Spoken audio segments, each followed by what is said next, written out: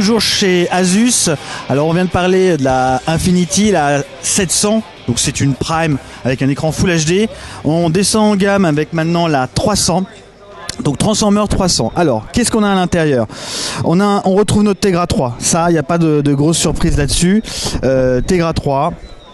Au niveau de la dalle, on a une dalle de 10 pouces, ça bouge pas non plus. La résolution, en fait, on a du mal à savoir où est-ce qu'elle va se positionner cette 300 parce qu'on a la même résolution qu'une Transformer Prime. On a un stockage de 16 Go, mais de toute façon, ça sera extensible comme d'habitude avec le slot pour carte mémoire. Alors la finition, effectivement, elle est moins quali, on va dire, que du Prime ou la Infinity 700. Mais bon, le produit va être décliné en 3 couleurs.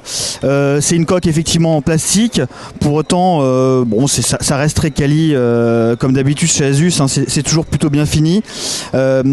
Alors à l'arrière on retrouve, maintenant c'est un gros classique chez Asus puisque c'est le gros focus, donc cette nouvelle gamme Transformer, c'est la photo. Donc un capteur 8 mégapixels avec une ouverture de 2.2.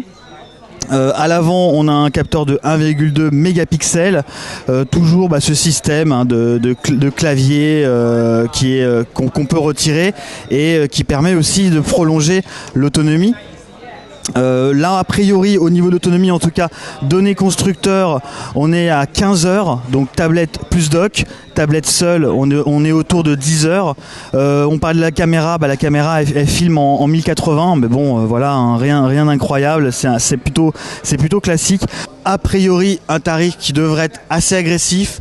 On verra bien pour le positionner par rapport au Transformer Prime et l'Infinity qui est là vraiment très haut de gamme Full HD.